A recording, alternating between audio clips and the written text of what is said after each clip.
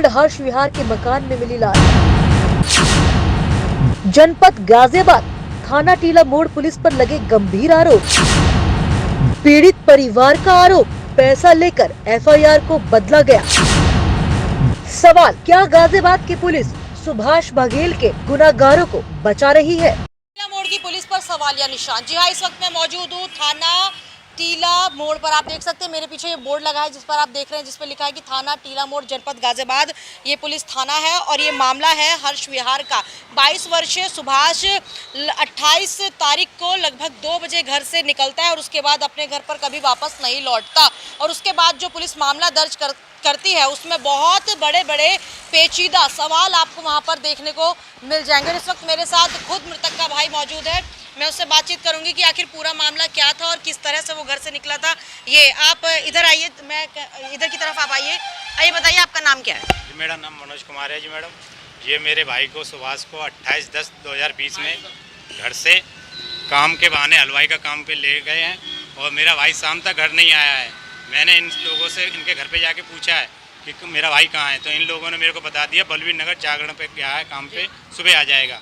सुबह मैं वेट करता रहा, फोन उसका बंद बता रहा था। इन लोगों ने मेरे को बता दिया। अच्छा, जो आप इन लोगों की जो बात करें वो कौन लोग थे? मनोज आपके सुभाष से कब मिले थे? क्या पुराना उनसे कोई रिश्ता था उनका, ये आप बताइए। वो मैडम मेरे यहाँ पे रहते हैं, शुरू से पड़ोसी है मेरे, वहीं पे रहते हैं। और उन लोगों के साथ गया है मेरा भाई काम पे। उनका नाम सुनील और एक का नाम Manoj son of double Singh. हाँ जी मैडम। और ये घर से लेके गए काम पे और फिर शाम को नहीं आया मेरा भाई। मैंने इनके घर जाके पूछा है कि मेरा भाई कहाँ है, तो इन लोगों ने बता दिया बलवीर नगर जागरण पे गया है मेरा भाई, काम पे भंडारा है। और क्या कहते हैं मैडम, वहाँ पे जब मैंने फ़ोन के बारे में इनसे पूछा कि भाई फ़ोन इसका ख़राब है क्या है, मेरे पिताजी गए हैं, इस बात पूछ रहे हैं मेरे पिताजी, तो क्या कहते हैं इन्होंने कह दिया फ़ोन उसका ख़राब हो गया है। मेरे पिताजी ने इन पर खूब दबाव दिया। फिर इन्होंने कहा कि सुबह आ जाएगा, रात का काम है। तो हम सुबह इनके बातों पर कोई विश्वास करके अपने घर आ गए। सुबह जाके पूछा है तो इन्होंने कहा दोपहर तक आ जाएगा और फ़ोन नहीं लग रहा। फ़ोन लगा रहे हैं हम बराबर, घर से मेरे बच्चे मेरी बहू लगा रही है फ़ोन, मगर इनकी कोई वो नहीं चल रही। और फिर इन्होंने मेरे को शाम को घुमा दिया कि मैंने तुम्हारा भाई मेरठ भेज दिया काम पे। मेरे पिताजी को बताया इन्होंने कि मेरठ भेज दिया मैंने काम पे, वहाँ पे 3 दिन का भंडारा है। तो मैंने पिताजी ने मेरे कहा कि 3 दिन का भंडारा है तो वहाँ पे और लोग आप तो गए होंगे, उनसे बात कराओ, जो आपका ठेकेदार है उससे बात कराओ। मगर इन्होंने किसी से बात नहीं कराई। फिर उसके बाद ये थोड़ी देर में फिर कहते हैं कि वो स्नैक्स के काम पे हैं। तो हमें कुछ शक सा लगने लगा। ऐसे करके ये हमें रात के 11 बजे तक गुमराह करते रहे। 29 तारीख को ऐसे पूरे रात करते रहे रात। और फिर कहने कि मैं मेरठ जाता हूँ। मनोज बोला कि सुनील का काम ख़त्म होते ही मेरठ जाएगा, सुनील का काम है वहाँ पे, तो मेरठ जाने के बाद वो बात करा देगा आपकी।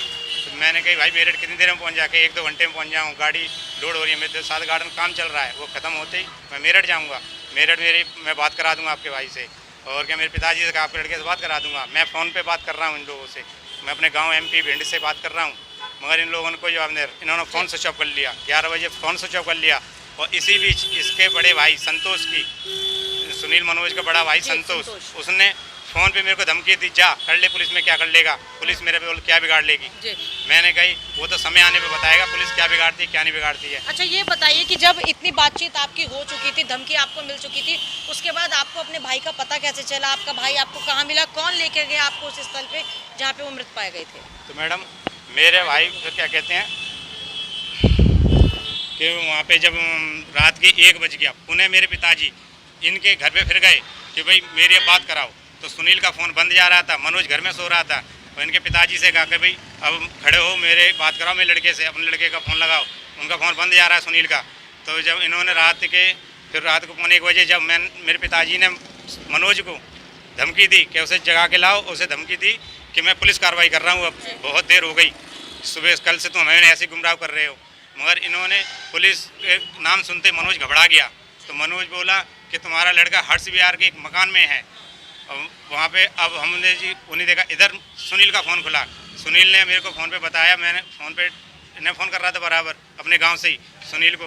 तो सुनील ने मेरे को बताया कि आप हर्ष विहार, ओल्ड हर्ष विहार में आ जाओ, यहाँ पे आपका भाई है। सुनील, हाँ मेरे भाई के पास सुनील था वहीं मौजूद।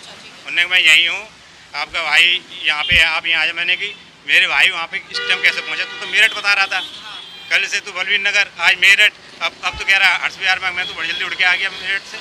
फिर क्या मैडम, वहाँ फिर हमने पूछा भाई पता बता, तो इसका भाई मनोज और इसके पिताजी डब्बल सिंह बोले कि हम जानते हैं वो पता कहाँ है।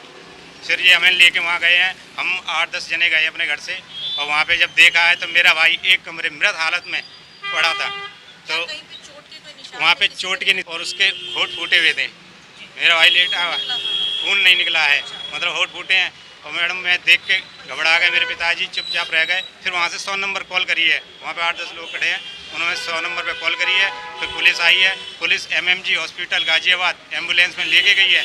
वहाँ पे डॉक्टरों ने देखा, उन्होंने मृत घोषित कर दिया। अच्छा ये बताइए कि मृत भी घोषित कर दिया, तो सुनील और मनोज हैं, उसके बाद उनके ऊपर पुलिस ने क्या कानूनी वहाँ पे पुलिस ने आगे क्या होता है? वहाँ पे पुलिस ने उसी मकान पे सुनील और मनोज दोनों को अरेस्ट किया है।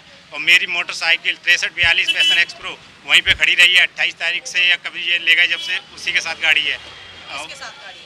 इन्हीं लोगों के साथ गाड़ी है। इन पे मेरा V15 मोबाइल इन्हीं लोगों पे, इन लोगों पे ही था। अब ये पता नहीं पुलिस वालों पे किन पे, अब इन लोगों पे ही निकला है मोबाइल। ना उसके जेब से ना कोई एक चिट भी नहीं निकली है, कोई सामान नहीं निकला। बाइक पे घर से निकला है जी मैडम, और मेरी बाइक इन्हीं लोगों से निकली है। पुलिस वालों ने मेरे को गाड़ी की चाबी इन लोगों से लेके दी है, और फ़ोन इन्हीं लोगों पे है मेरा। अब ये पता नहीं है कि पुलिस पे है कि कहाँ है। फ़ोन इन लोगों पे मेरा बिल रखा घर पे, मैं दिखा सकता हूँ आपको। अच्छा ये बताइए कि एक तीसरे शख्स का नाम भी सामने आ रहा है, सोनू कौन है?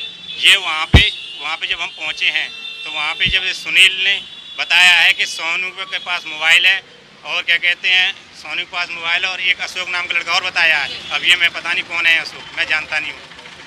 अच्छा ये बताइए भाई घर से कब निकला था, कितनी तारीख को? 28 तारीख अक्टूबर बुधवार को लगभग 2 बजे करीब ये मेरे भाई को हलवाई के काम पे भंडार लेके गए। खबर आपको कब मिली? मेरे को इन्हीं लोगों से मिली है 29 तारीख ख़त्म होने के बाद 30 तारीख की डेट लगती है रात को। हाँ, रात को 1 बजे जब हमने पुलिस कार्रवाई की कही, जब इसके भाई मनोज ने मुझे बताया है। 30 तारीख को आपको? हाँ 30 तारीख को, हाँ 2 दिन के बाद। हाँ 28 से गायब है, और 30 तारीख को। पुलिस की, अच्छा ये बताइए कि पुलिस की तरफ से क्या मदद की जा रही है? क्या पुलिस की तरफ से मेरी कोई मदद नहीं करी जा रही। मेरे को मेरी FIR नहीं ले रहे थे। जब मैंने FIR दी ने, FIR नहीं ले रहे तो मैं कोर्ट गया। कोर्ट से फिर मैं आया जब इन्होंने मेरी FIR ली है 3-4 दिन के बाद, और ये कह रहे हैं कि आप मनगढ़ बना के दे रहे हो। आपको क्या शक है, क्या हुआ आपके? मेरे भाई के साथ इन्होंने मर्डर करा है। ये पता नहीं किस तरह करा है, इन्होंने लगा गला दबाया है, क्या दबाया है, MLC मेरे को बता नहीं रही। ये लोग कह रहे हैं कि अब मैं कह नहीं सकता क्या करूं। मेरे मानसिक आर्थिक प्रभाव मेरे को बहुत ज़्यादा परेशान कर रहा है। सर मैं क्या करूं, मुझे बता। पुलिस मेरे कोई कार्रवाई नहीं कर रही। मैं हर जगह जा थक गया, SP ऑफिस गया, सब जगह गया। जब थाने आए थे तो SHO साहब से जब आपने केस का स्टेटस जानना चाहा तो SHO साहब का क्या जवाब? मैंने जब केस के बारे में स्टेटस जाना तो SHO साहब मेरे से गाली गलौच दे के बात करे। मैं चुपचाप रह गया उनकी गाली सुन के। यूँ कह रहे ये प्रसाद है हमारा, ये प्रसाद, हाँ ये प्रसाद है। मैं चुप रह गया। मैंने ठीक है सर, आपका प्रसाद बहुत बढ़िया है। तो आप क्या दर की ठोकर खा रहे हो? मैं सर इतना ठोकर खा रहा हूँ, मैं ही परेशान हूँ। दिन रात में नींद नहीं आती है मैडम। मेरा बड़ा वर्ग भाई गया है मेरा, मैं क्या करूँ। मेरे माँ बाप बूढ़े हैं, घर में जवान बहू बैठी है, मैं किसके पास जाऊँ। कानूनी मेरा कुछ नहीं कर रही है। इनकी मेरे भाई की शादी 26 अप्रैल 2020 में भी है। इसी साल शादी। मेरे कुछ नहीं है सर, मैं क्या करूँ। मेरी जवान बहू घर बैठी है, क्या करूँ। इस चीज़ से मैं क्या कर लूँ बता। मैं आत्महत्या कर लूँ क्या? आखिरकार आप किस तरह का न्याय चाहते हैं? मुझे इन लोगों को सजा चाहिए। इन लोगों को सजा करा के छोड़ूंगा मैं, कुछ भी करूँ। जब ये लोग कानून मेरा साथ नहीं देगा तो मैं कुछ भी कर सकता हूँ। फिर जब कानून नहीं देगा मैं कहाँ जाऊँ बताओ।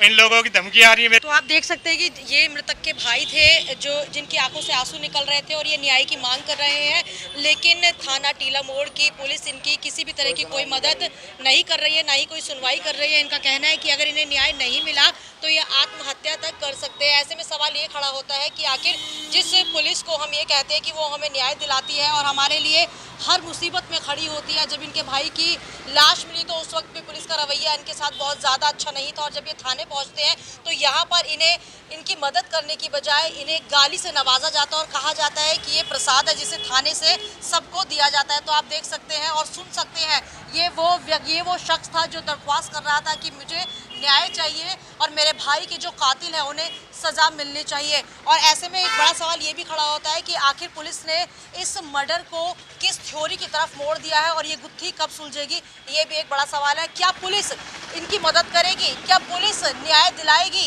ये देखने वाली बात होगी। कैमरा पर्सन उमेश के साथ मैं चेतना चौधरी, TV 29 न्यूज़ दिल्ली।